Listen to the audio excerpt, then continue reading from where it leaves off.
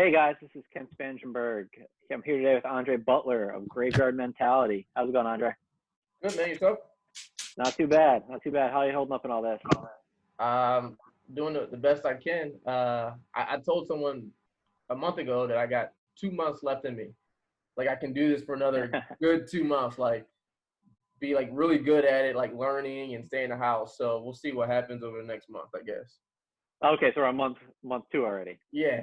Oh man. All right, fingers crossed. Well, it looks like we're getting nice weather at least.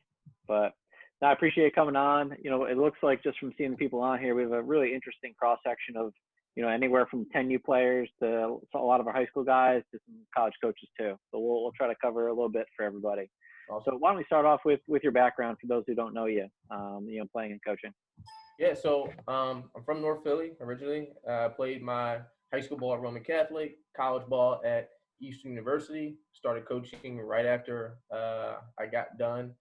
Started off at Swarthmore College. Was there for 3 months, a real hot second. And then I took a job at University of Penn. Was there for 2 seasons. Was with Tim Nyman. I left Penn with Tim Nyman at DeSales University. And then after DeSales, went with Penn State for 4 years, and now I'm back at Swarthmore College. I guess Coach Midkiff at Swarthmore couldn't let me go, so he moved me back in.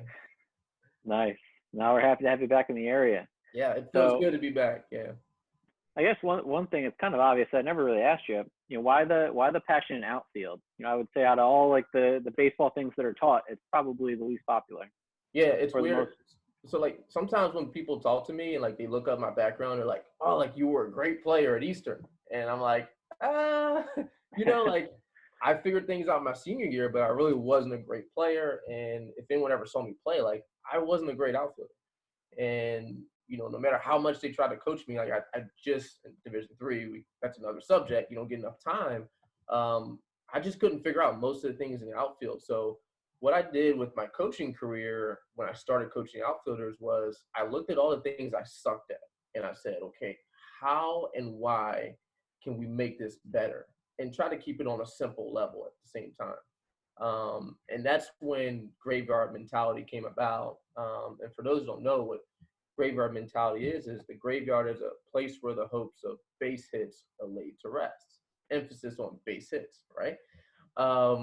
So that's how that started. And I just kind of looked around and like no one else was doing it. Like it was just like, hey, it's my man, me and JT McGuire with the Cleveland Indians. It's like, outfield wasn't an important position, but last time I checked, Bryce Harper's getting paid millions of dollars to play right field every day for the Phillies. So it kind of made sense. Yeah, and that's really interesting. I completely agree. I don't think I realized that it's really tough to do until I was a head college coach and put a kid out there. I was like, how hard could this be? You don't make errors in the outfield really, but there was like 3 or 4 balls that should have just been routinely caught, and he just wasn't prepared to do it. Right. But why don't we start with what you sucked at? Like, what were some things you struggled with as a young outfielder that you obviously would work on now?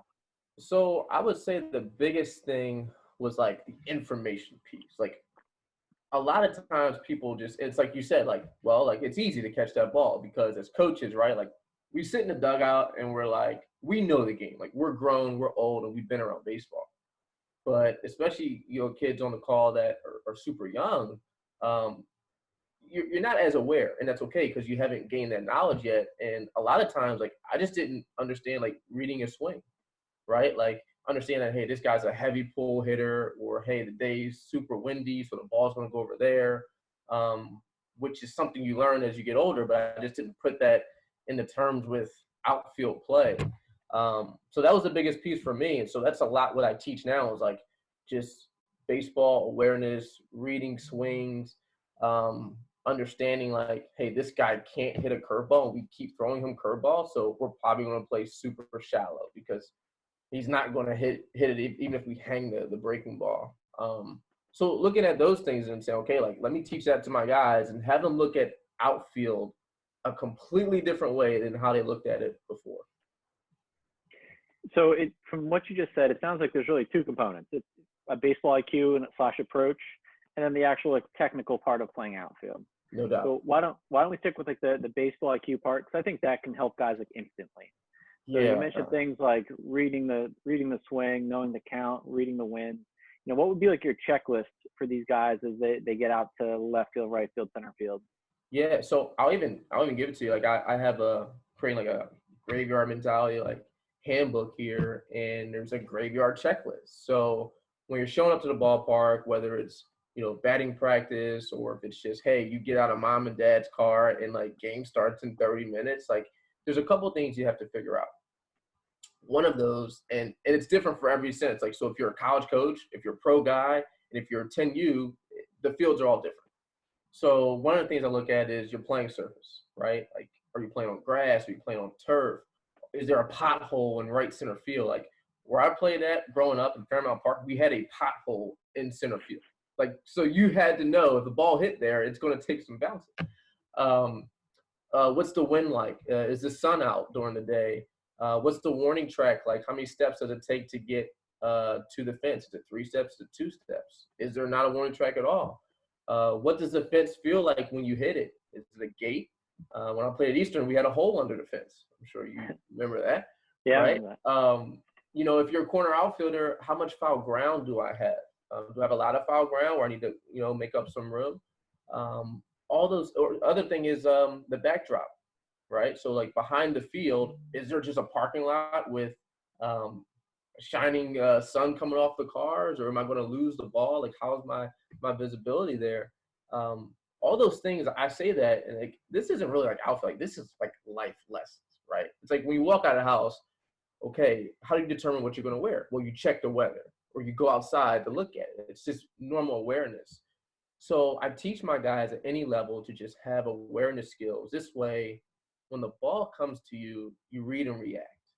Because all those components there that we talked about in the checklist, you don't have time to think about it when the ball comes. And I think that's where we see a lot of mistakes happen is, oh no, the ball's at the warning track and there's a brick wall. Of course I'm going to alligator arm that thing. So I've found that to be super helpful for some of the guys I work with.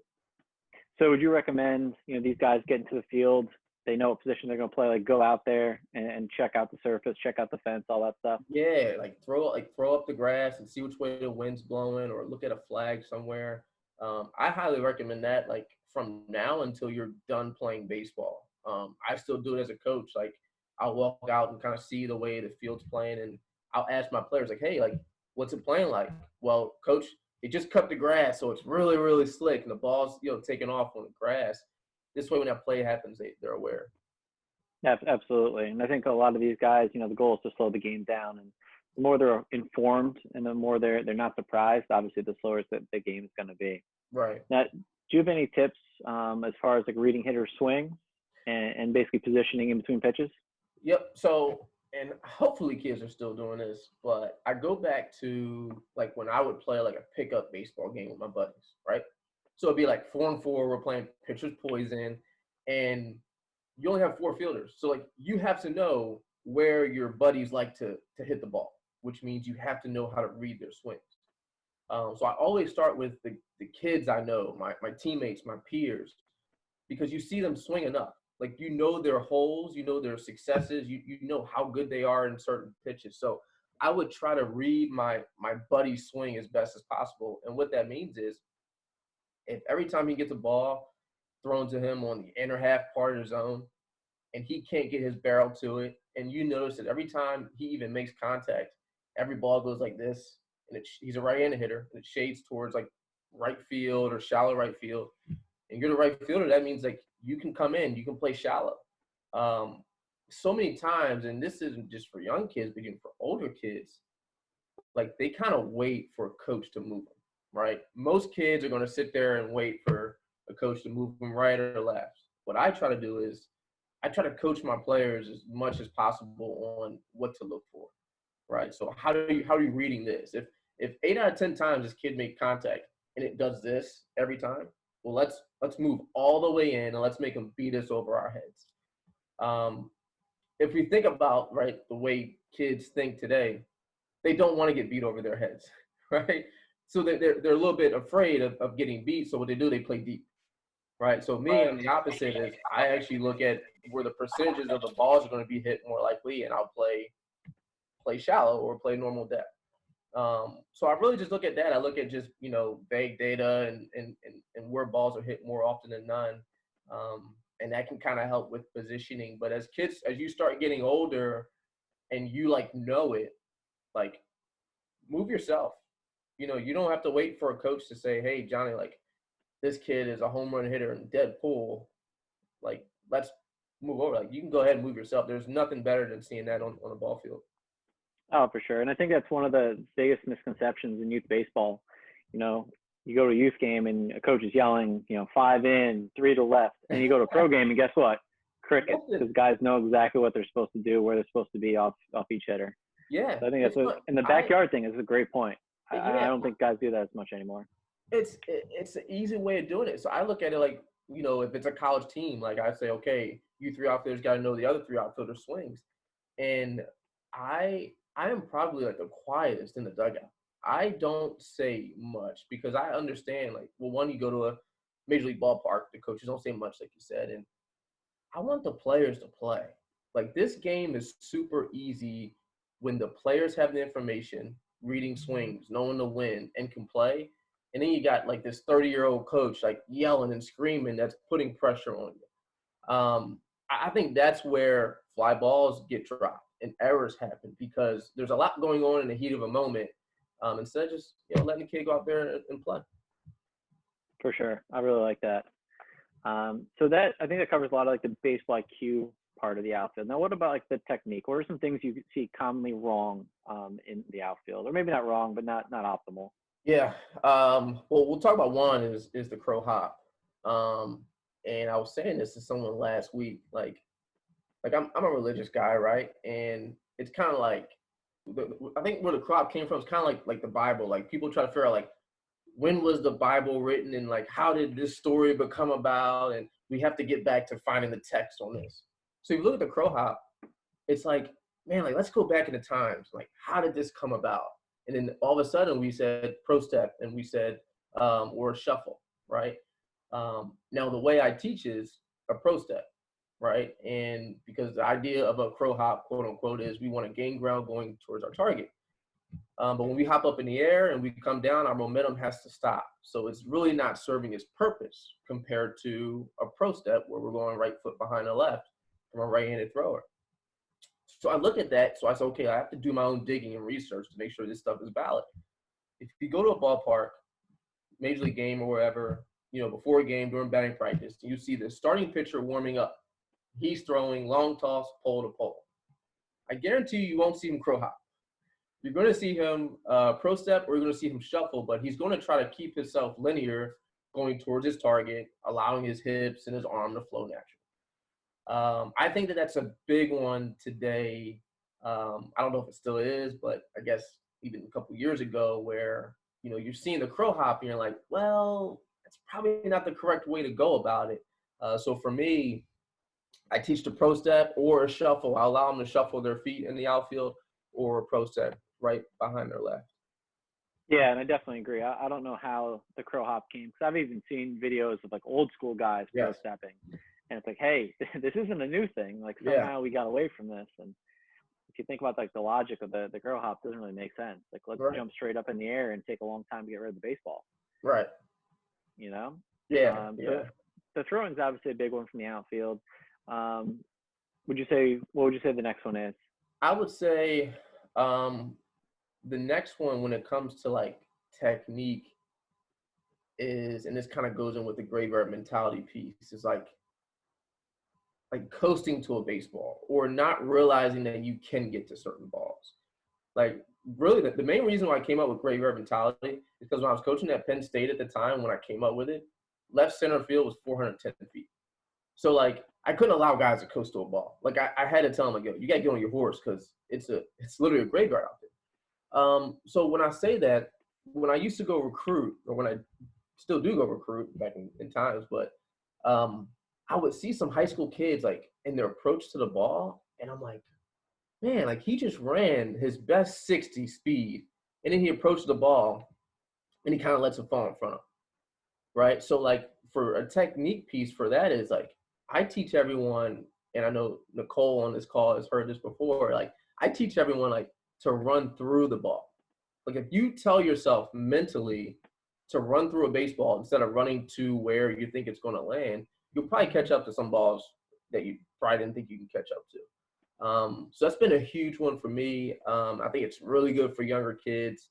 And I think that's where you can set that standard of like, hey, we have to cover more ground, so let's run through it and not to it.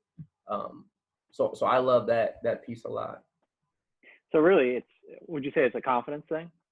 Yeah, like and the graveyard mentality is it's 50% mentality with 50% drills, and you can't do one without the other. So yeah, it's a confidence. Like it's knowing like, hey, I can catch this ball. And if you think about it, the ball's hit up in the air, and like this ball's pretty far from me. And this is actually where I was good at. Like I had a mentality, I just didn't have any technique when I played. So the ball be hitting the gap, and it's like there's two types of people. There's one person that says, yo, this ball's mine. Like I got it. And there's another type of person who are like, let me just kind of run as hard as I can to start. And then if I don't kind of get to it, it's okay. But at least it looks like I tried. Right? Clearly that person's not going to catch the ball. But the guy that said from the start, as soon as that ball was hit, I knew I was going to have it. You're going to run through that ball and catch some baseballs that you probably didn't think you could catch. And that's why like all of the things I do at any age, college, high school, youth, like I try to make them competitive with drills. Because kids love incentives and kids love to win. So, but certainly confidence for sure. Nice. And the drills and the competitiveness in the practice, something I definitely want to come back to. Yep. But as far as, the graveyard mentality, how would you teach a young kid to be fearless out there? Because that's really what they're doing, right? If they're going to be killing some baseballs, killing some hopes and dreams. Place for the hopes of base hits are laid to rest. There you go. Yeah. Like that's a pretty like cocky statement, right? Like how if you're trying to get that into a young guy, like how would you do it? So first off, I would teach him like, look, I already know, and I guess any of my players up. So I'm like, look, you're really good at catching the can of corns, right? Like we know that you can really catch a can of corn, but I'm more so focused on the balls that like when you hit it off, a kid hits off the bat, and he's like, yeah, I got a hit. We're gonna take that hit away. Then I also tell him like, don't be afraid to mess up. Like every mistake, and that's the biggest piece. If you think about the sport of baseball, it's probably one of the only sports where like when action actually happens, all eyes are on you for a longer period of time compared to like catching a football pass and or a basketball shot. Like a mistake, you shoot an air ball in an NBA game, it's done with, they boo you and they move on. Right? In baseball, all eyes are on you, you drop it, now you're sitting around for another 5 minutes until the next pitch happens, right? So that's why, like, I understand kids where you're at, like, for sure. So that's why, like, I have to make sure they know, like, it is okay to make mistakes. And that's why I just want them to be as aggressive as possible, have fun. If you want to make SportsCenter top 10 plays, sure, have at it. But aggressiveness and just forget whatever happens on mistakes. And here's another one, too. Like, this is kind of how I coach it. If a kid makes a mistake, at least for me at Swarthmore, if my guys make an error during the game and he comes back in, every kid knows, like, you make an error, you're going to come back in the game, coach is going to talk to you. I don't talk to him. I don't. And all the players are like, wow, like, aren't you going to say anything, coach? Like, well, he knows. Like, it's okay if I know that he doesn't know, but if I think he knows why he made that mistake, it doesn't mean any good for me to keep, beating a dead horse. I don't talk to him. I'll pump him up. Hey, man, you got lucky that time. We didn't give up a run. So I really put a little bit of lightning on, the mistakes and errors, to be quite honest. I think that's a great way to start as a young player. Like, you're going to make mistakes and just know it's going to happen. Yeah, I feel like every coach we've had on here talks about, like, the long game and, about doesn't really matter if you make an error when you're 12. It's not like you're not going to get recruited by Andre in 6 more years, So just developing that mindset, that mentality is huge. So why don't we get to the drills? And I think we should break this up into 2 parts because we have a pre-quarantine set of drills I'm sure you have, and then hopefully some recommendations for guys who are, stuck in their backyards, stuck at a local park with a much different set of, tools at their disposal. So let's go pre-quarantine first. So what would the normal practice structure look like for you as an outfield coach? Yeah, so the normal practice structure, so I I love to get time with my guys. And I tried to do too much talking with them, but I kind of run it like I won't do anything with you. I won't do a drill with you unless I know you actually understand the drill. So we'll stay on the same drill all day unless so like I know you actually understand it. I love quarterback drills. Okay, where coach is there, you can throw up the ball. It just helps with depth perception, especially at a younger age. Here's my thing with quarterback drills that I've completely revamped. When I first started coaching, I'd have kids running like 100 yards, like they'd be gassed. I stopped that. I realized that, yeah, they were getting a workout in, but like I want them to get more reps. And if you think about it, the most important part in catching a fly ball is what? Your start, right? It's like, do you actually have a good start? Like you're actually scissoring your feet. So we do very, very short distance, right? It's the same thing. Like I've watched the Indianapolis Colts training camp once, and all their drills were like super short distance. Like those guys weren't running the whole distance of a football field. So that's kind of where I got that from. How short are we talking? Because I know I'm going to get yelled at if not. No, it's fine. I mean, we're talking. It can be 20 feet, it could be 25 feet, it could be 30 feet. Usually everything I do is I actually look at the infield and I that's what I base it off of. I don't do anything over 80 feet when it comes to like teaching it firsthand. Like the first time we're teaching it, like we don't need more than 80 feet. That also started because when I was at places like DeSales, or if we're inside like Swarthmore and we got a gym, like you got to shorten your distance anyway. So that's a big one you can do. It doesn't matter how much grass or land you have. You can easily do a quarterback drill and just work on depth perception. Another one, pre-quarantine, like remember the old school drill of like, what's it called? Like where all the players in the relay, Yeah. Right? I haven't seen that one done in forever. Like you see all these drills and stuff on like Twitter and everything.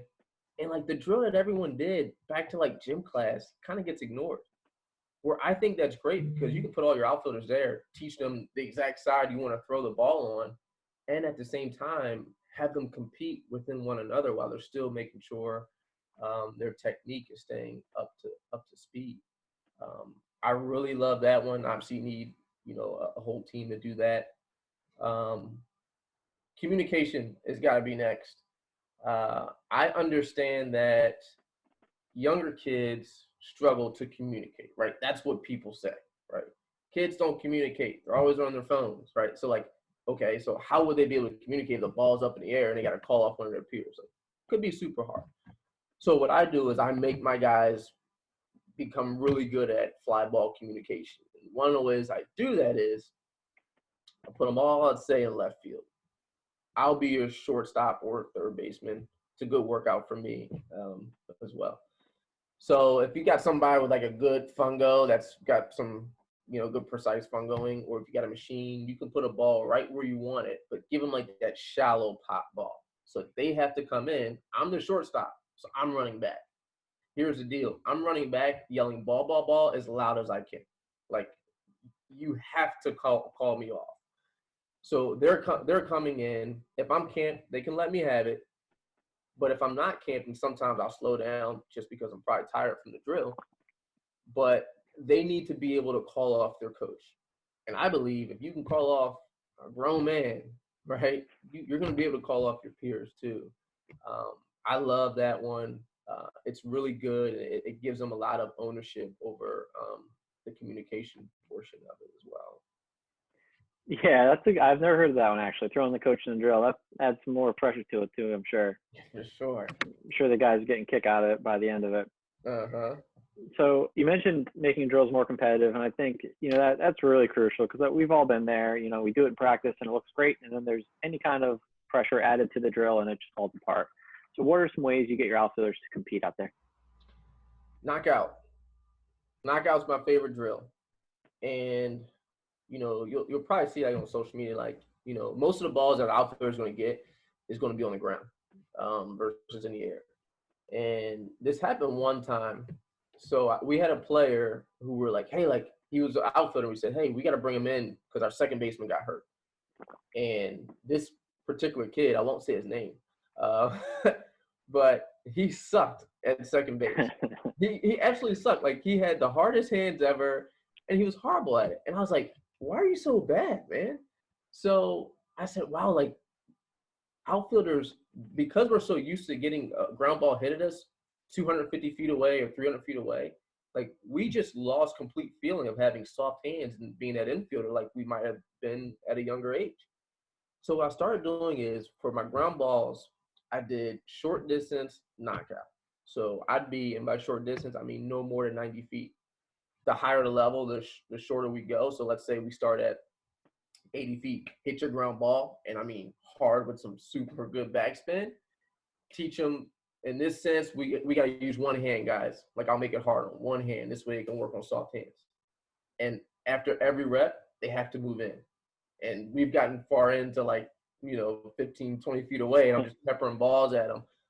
But again, it puts that pressure on them, and it allows them to make the game easier once they get out into a ground ball at 200 feet away or 300 feet away. That's the way I train, is like, I want to make the practice harder so that the games will be super easy for you. Yeah, absolutely. And I completely agree. For some reason, outfielders are just usually not good at ground balls. So I guess that makes complete sense, because that's why they're in the outfield. Right. But I'm sure they, that's really helped your guys. So one thing I always liked was, power shag during BP. So instead of having 300 pitchers out there, you have 3 outfielders and they just go get the baseball. I got a cool question about that actually over email once somebody saw you're on here. And he was wondering, if you're a fan, and 2, what's a good way to spice up power shagging, or just, shagging during BP? So make sure I have it right. Like, so there's 3 outfielders out there at a time during BP? Yeah, like a guy in right, guy in center, guy in left. Perfect. So I think it's great. I actually, like, when I played, I used to tell the pitchers, like, move the heck out of the way, and make sure they're at the warning track. And I still do it as a coach, like, get them moving out of the way. But as I've continued to coach, I have noticed, like, some things that needed to be improved with outfielding or BP and shagging. So for instance, like, I always make sure, like, hey, my guys are set, right? Like, if possible, I try to put, 2 guys on the left, or a guy in center, or a pitcher out there, so that if he's not set, the pitcher will go get the ball. This way he can get game-like reps. I'm a fan of having guys work on, being shallow, work on normal depth, and then work on playing deep, even though none of my guys play deep.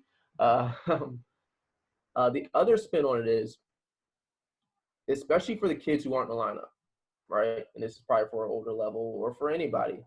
But I personally did it for kids who aren't in the lineup, especially for, like, a Division I team where you don't get a chance to practice a lot because of how many games you're playing. There's always a kid standing on a bucket, right? Usually right behind the second baseman. So I would tell them, look, you're not in the game today, man. So, like, we got to get our reps in. We don't practice again until Tuesday, which is a long ways away. So you got to tell that kid on the bucket, hey, man, you're throwing live. You're throwing hot, right? So this way, when you get a ball hit to you in batting practice down the line and you're the right fielder, that guy on the bucket, and we would sometimes have 2 guys on that shag bucket there, he knows to watch you. So every time you get a ball hit, like, you're coming up hard throwing. This way, at least, like, you got something out of today, because we all know after BP, you're sitting on a bench if you're not in the lineup, right? Or if you even are in the lineup and your arm's good, like, you want to get some more reps in, I think that's a great way. I tell you what, it's a great way to get recruited. But it's a great way to get reps in, because you might even play that whole game and you might not get a shot, to throw somebody out. Yeah, and I think that's a really good point. I think a lot of outfielders will play the fly ball game speed, but they're not playing the fly ball to throw game speed. Yeah. So that's a good little wrinkle there. That's important. Yeah, like they'll play the fly ball and, like, they'll run it down, right? They might even call somebody off and then they'll stop, right? But we all know in a game, especially in the most important parts of the game, like, after you catch the ball, you got to do something with it. And that's probably the most important part after you catch is where's the ball going, and then how accurate is it going. If you talk, and I guess we can talk about this now, like, throwing, like, it's talked about, but it's not talked about, I think, in the right sense of throwing. And so I try to make my guys throw as much as possible in a game-like setting, while at the same time, hey, how's your arm doing? And being mindful of how much they're throwing, but I want as many game-like throws as possible. There's a reason why on a do-or-die play, a kid always sails a ball because he might only do a do-or-die 3 times a week. I'd sail it too, right? It's not common for him. So the more you can make it common, the easier we're going to hope that's going to become. Now, do you build those throws into the actual drill series, or do you try to build it into like a throwing progression? So I'll build it into a throwing progression. And that's another drill that I work with. And so my throwing progression, for one, again, I understand how, the brain works. We're out there, say, okay, guys, go play catch. I'm going to find, if I got the worst arm out there, I will throw with the worst arm. If I got the best arm, I will throw with the best arm. So I pair all my guys up. The worst arm throws with the best arm when we're long tossing. And then I match it up from there. It's like if I were around Michael Jordan every day, I would hope that my jump shot would get a little bit better, right? Just from being around someone good. So it helps with arm strength. And then as they get further out, I'll set up cones. And the goal of the cones is to work in our one hops, right? Because I see all the time in Major League Baseball and everywhere, like guys are sailing, missing cuts left and right. So the goal is to like actually hit the cone. I think the cone's been hit like 10 times since I've been doing this in like 2 years. So it's something that's hard, but it's an achievable goal. But it helps them work in their one hops, and they can do it, up do or dies, off fly balls, whatever they want. So it simulates that game-like actual throwing to a base. And you can ask any person that I've coached with, I always try to get the infielders involved, right? Like I always try to make sure that we can get an actual live diamond and get them throwing the bags, because there's nothing that's, actually more like that in throwing to bases. Yeah, I think that's a great point. The outfielders sometimes just get stuck out in the outfield and they're not doing what they would actually do in a game very realistically. Or they're running first and third defense. Yeah, some bunt coverages. So this is a big pet peeve of mine. You mentioned one hops. So for guys who are trying to get recruited, say they put you in right and you're throwing to home plate, should they try to airmail it, or should they one hop it? It's funny, like, because I'll say, hey man, like watch the game, watch baseball, and if you watch the Phillies play, like, look, Bryce Harper is gifted and he airmails, but he's Bryce Harper. Look, and we're not him yet. So you have to be careful what you watch. Me personally, I want a solid throw through the cutoff man, so that first baseman's there as the cut. I want it through his head, right? So this way, it gives the opportunity for the infielders to say, or the catcher to say, hey, we're going to cut it or we're going to let it go. I want that every single time, whether we're playing on turf, whether we're playing on natural grass. A stat that I never keep, that I don't care about, is outfield assist. I just don't, because a lot has to happen to get it.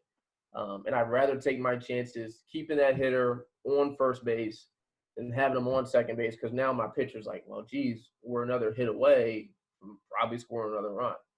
So hitting the cut's huge. Like I don't think I'll ever change that one. And then the other thing is too, and this is where it comes to, like, if you watch a baseball game, and I do this in the dugout, like when the ball's hit, I'll say to myself, I'll say, yep, we should go 2 here because this guy's automatically going to score. And that's just based off of where the ball's hit. So if, like, I have a cone vision here and the ball's hit all the way outside there and I'm a center fielder, I got to run all the way around here to get it, he's going to score with a run on second base.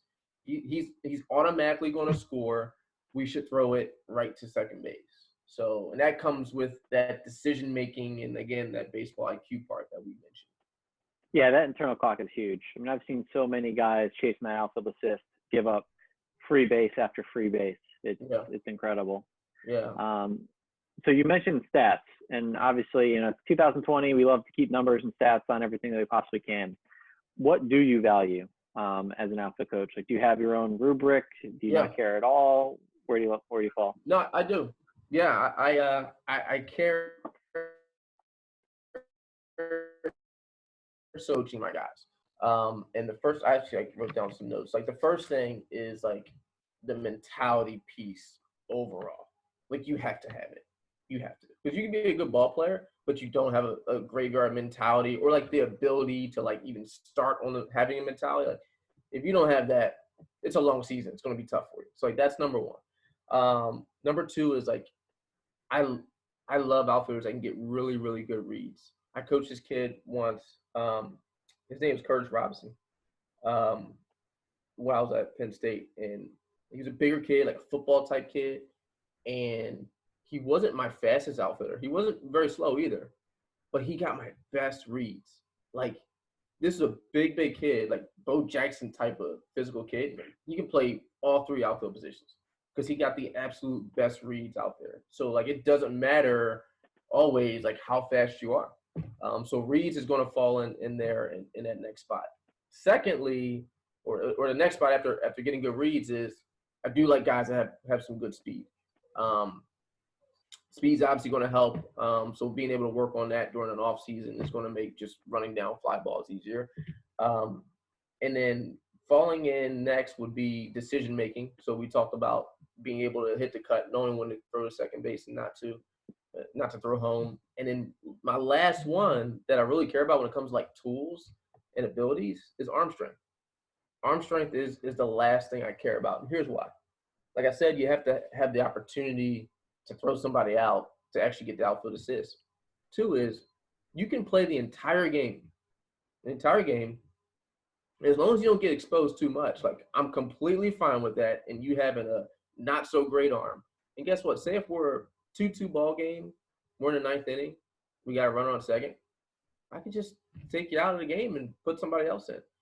Or I can swap outfielders and say, okay, this guy pulls a lot and you're in left. We'll put you in right and put the better arm in left. So it's helpful to have that extra tool for sure, but it's completely okay if your arm strength isn't up to where it needs to be at this moment. Yeah, I feel like arm strength for the outfielder really has gotten blown up with the popularity of showcases, because what else can you really see? You see him move a little bit, like, all right, this guy's athletic, but hey, he's 85, he's 87. It's like the only thing you really can quantify. All right. So guys, I got one more question for Andre. If you have some questions for him, why don't we get the chat going? So just typing some stuff.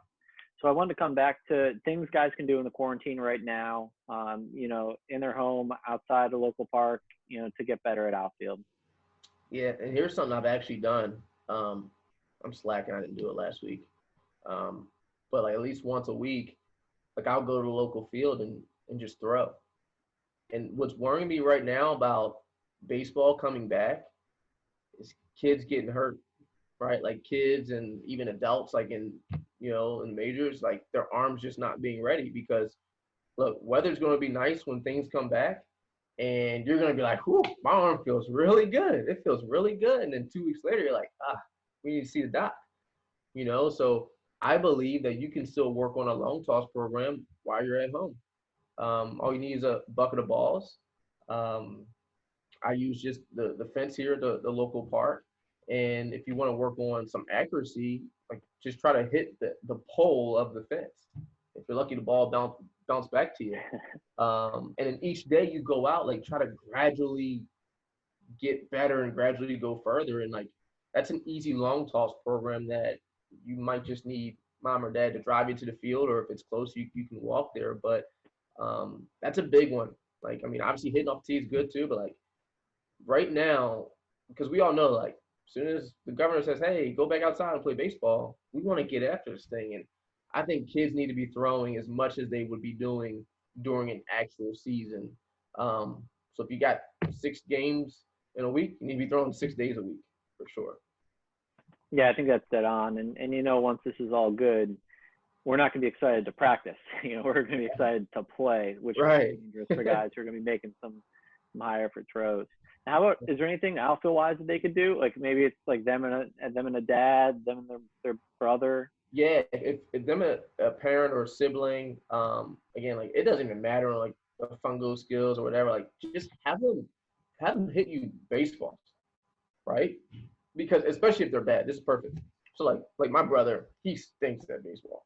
So I know if I were to put a ball on a tee or something like that, like if I can't read his swing, that's a problem, right? So like if you're on this, like shoot, like expose your dad, like put him on a tee and say, all right, dad, go hit me some balls. And you stand out there in center field and shag them. At some point, you're going to be like, man, like dad can't get the bat head out. You're going to start playing oppo. Okay. Or if dad can really get a hold of one, you'll get in the gap. But I think just any chance you can get to help your depth perception is going to be important because, like, I haven't played a serious baseball game in 9 years. So if I went out there right now, like, my depth perception would be off naturally. Right now, this is the first time where kids haven't played and been able to enhance their depth perception.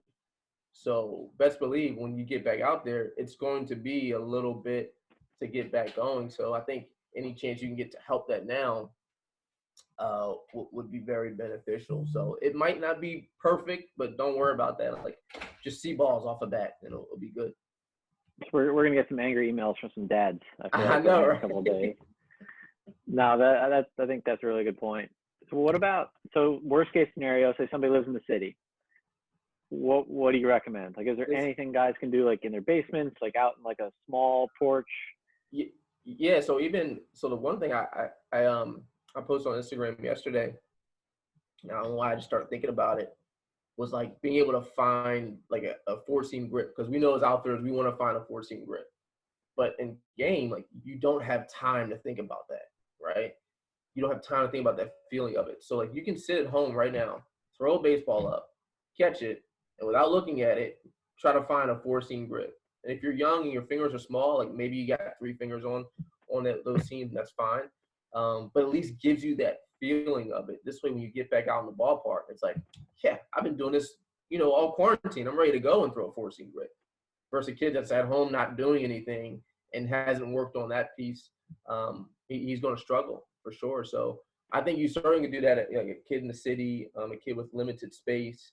And then, like we talked about before, like, there's so much value in just watching the game.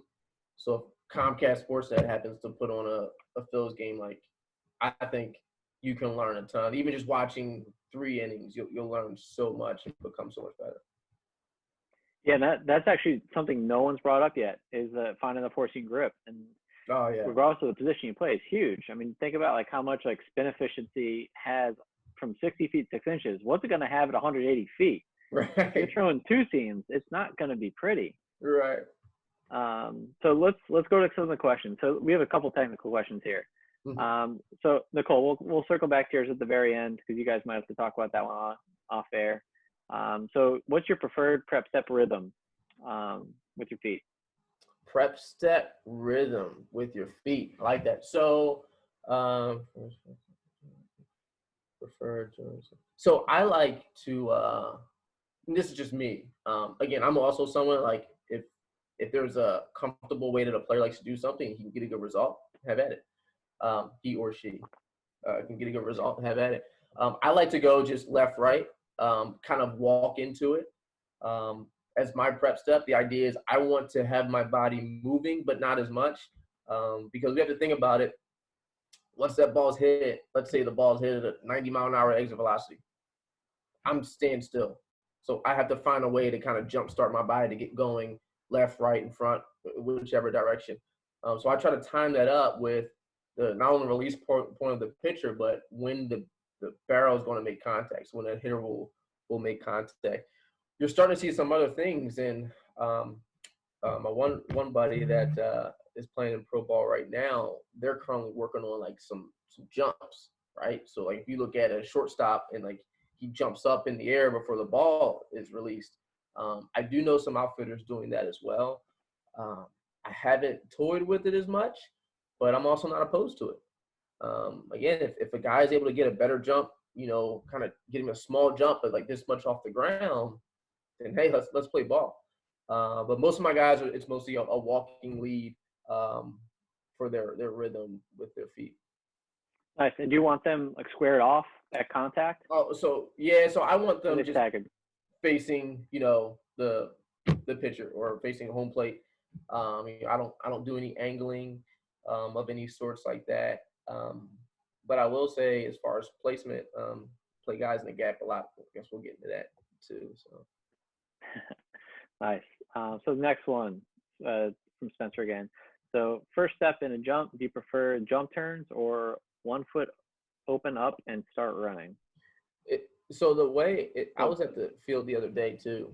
It's funny, like some of the things I teach, I try to do them myself and see like, hey, am I actually teaching the right thing?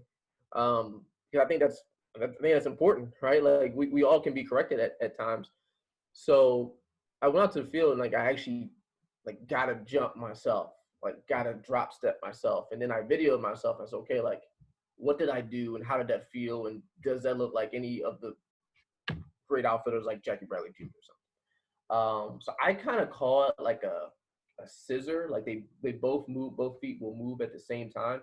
Here's my thing with a jump. I try to eliminate jumps, hops, right? Like because the more we're like, if you tell a kid to jump, you just have to be careful, just not too far up in the air, right? Because I realize that ball's hit and I read it, but I'm still up in the air and I gotta get down and try to go get it. The other thing too with going 1 foot open, like, yeah, that foot's going to naturally open. But if you can just tell him, like, get your body moving in the opposite direction as quickly as possible, see what he does, right? And then so sometimes, like, when you coach, you just tell a player to do it. And if he does it the right way, you let it rock. Because you might tell him what it means in your sense, but it just doesn't trigger up top here, if that makes sense. So I think all, like, 3 or 2 of those things that you mentioned can work, but it depends on what type of player you're working with, for sure. Yeah, I think that's a good point. I would think somebody's athleticism and just mobility in general probably dictates the best first move for them. Mm-hmm. So we got a question from one of our young bucks. This kid can absolutely go get it. So Trent was wondering if there's anything he can do to improve his reaction time in the outfield. Oh man, it's funny. I don't know if this actually worked, but when I was coaching third base, I used to play this game on my phone, and my wife like, "Why are you playing that game?"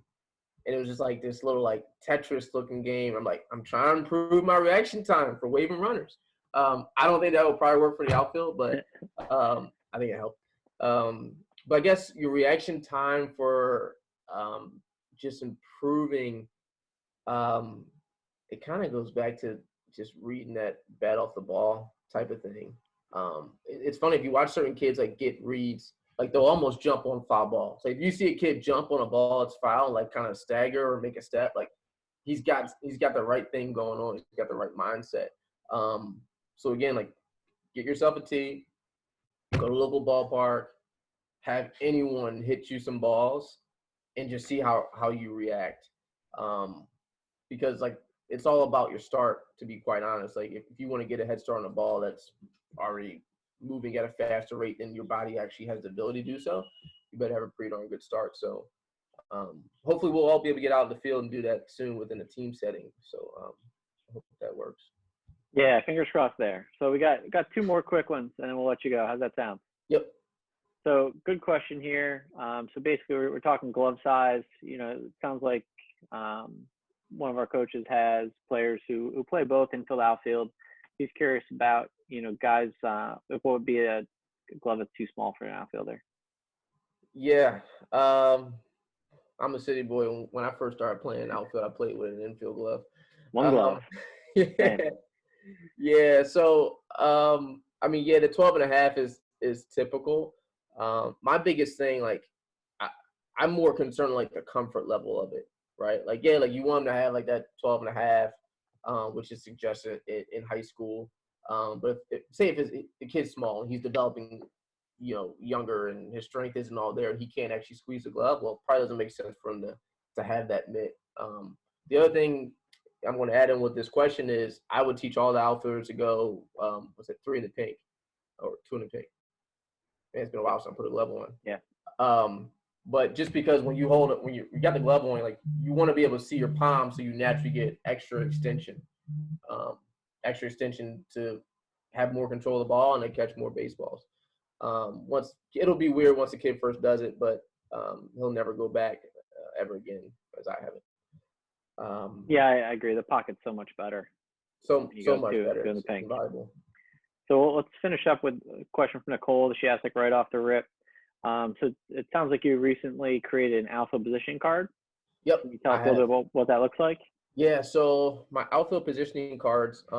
This isn't the actual card, but it's a size of like no cards on my disc. And it's on cardstock. I used it a lot when I was at Division I level because we had so much information on scouting reports. I would laminate that, and then I would pretty much use the scouting information that I had and write in where we would position each outfielder. Again, allowing the outfielder to look at the information, read what's in front of them, and then go from there.